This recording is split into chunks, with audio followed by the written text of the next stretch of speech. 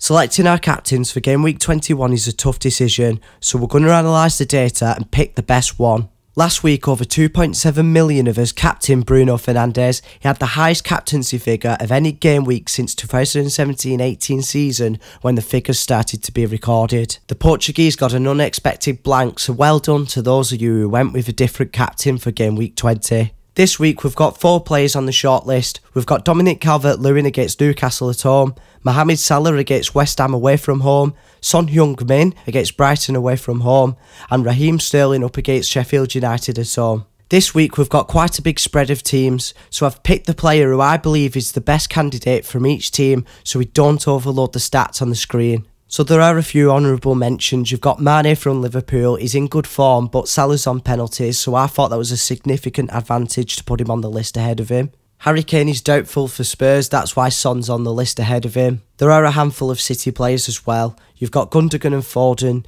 They played 51 minutes in the last match, while Sterling played 90.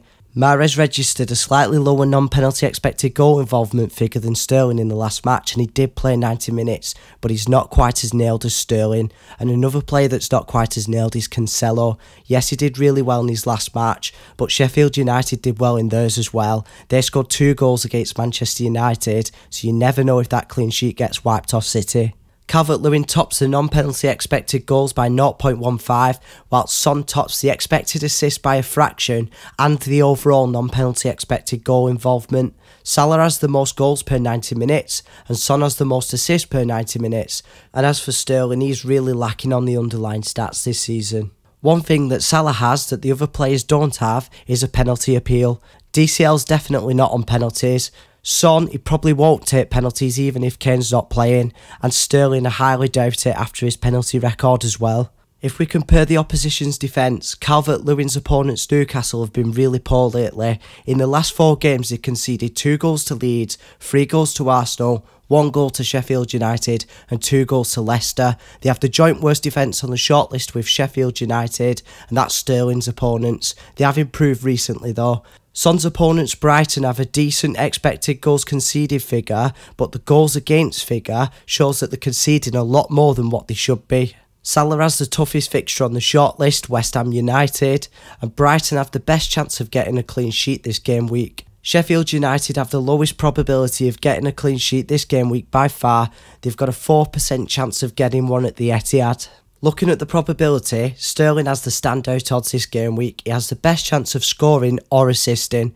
DCL and Salah have a decent chance of scoring, while Salah and Son have an alright chance of assisting, but Sterling tops the Fantasy Football Hub points predictions by 0.5 and the Fantasy Football Fix points projections by 0.7.